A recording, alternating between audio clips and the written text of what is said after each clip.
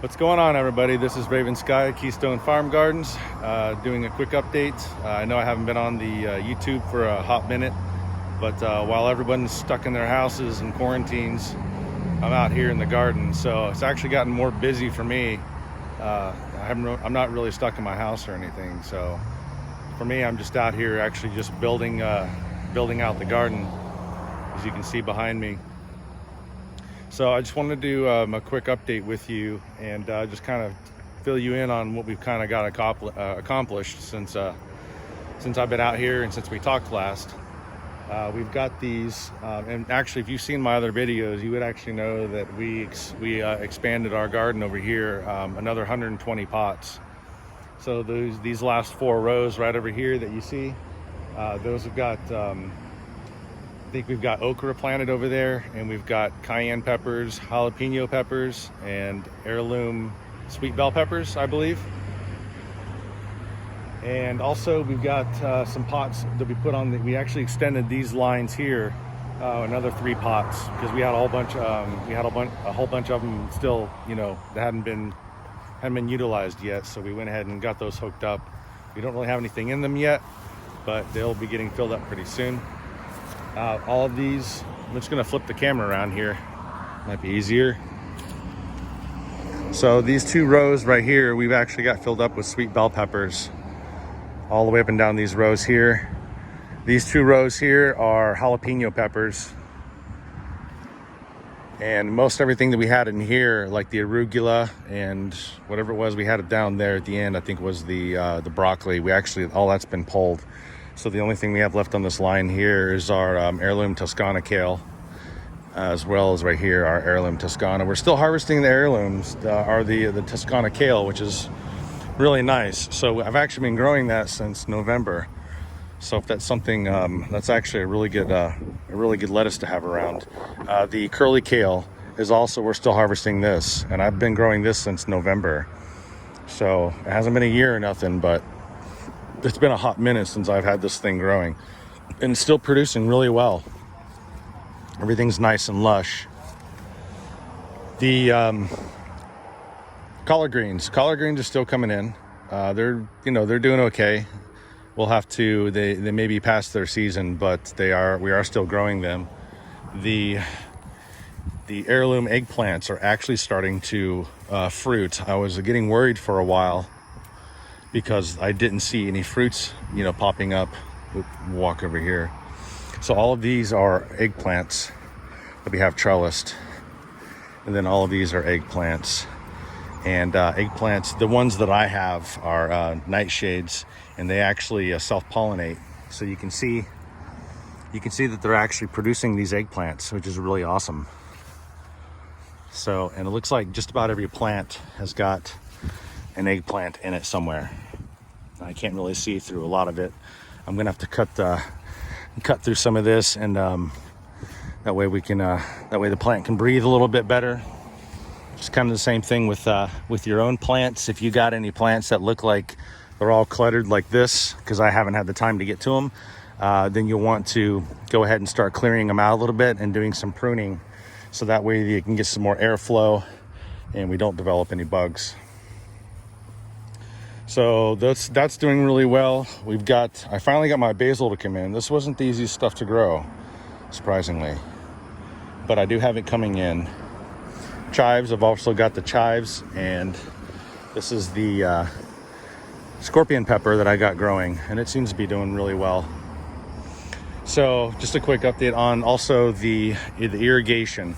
We've been working on the irrigation for quite some time. We ran into a few little oh, look at this, a dragonfly. Let's see how close we can get in on him before he flies away. Hello? Hello, little dragonfly. How cute. Oops, that's not good. So, this is something you want to look out for on your eggplants. So if I can get this little guy. This is not good. He's one who eats our plants. So when you see those guys, you want to get rid of them. And we've actually been doing, we've had a regular maintenance of spraying our doing our pest control in our garden. It's organic, of course, but the bugs are coming out now, full force. And even we are having a little bit of hiccups here and there with the bugs, but we've got them pretty much under control. So the irrigation, we still have all of our irrigation. I'm doing a video, boss. You want to be on YouTube? Okay. Okay. So that's our fence guy. He actually built all of our trellises. He actually did this one today. I'm probably not going to go into that right now with you because it's kind of extensive. And I wanted to do an update with the tomatoes over here also, but I didn't want to make this video too long. So yeah, maybe I'll just wait for another video for that. I did want to show you one thing.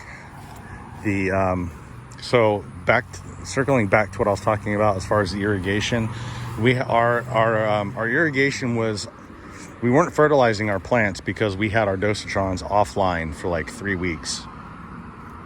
So we just watered the plants with no fertilizer for literally 3 weeks. And I want to show you what happens when you don't fertilize your plants for 3 weeks, if you're using the type of method that we're using here. So you can see these plants have got nutrient deficiency in them. And they've got these little purple spots, and they're kind of like drying up on some of the edges. And this is all from being nutrient deficient when you don't water your plants. These are the kind of results you'll see. The plants will start to kind of like, the leaves will start crumbling up. You get purple spots and you get little dry spots. And when that happens, it's a lot easier for the bugs to get in and start taking over your plants. And your plants don't have any natural mechanism to fight them off, simply because they don't have the nutrients to even recover. So yeah, that was not such a great thing, but we needed to get this irrigation done and done right. So just the other day, literally 2 days ago, we got all of our plants back to being fertilized. And these plants have not, these plants will all recover. It's not like really bad, but they will recover. It's just gonna take probably another 3 weeks before we start seeing new growth. And so that's just the way it is when you're building out a farm and you got a lot of things to do and not enough time, space, people, and money. But we are making it, and we did get it built out. So the market's doing really well.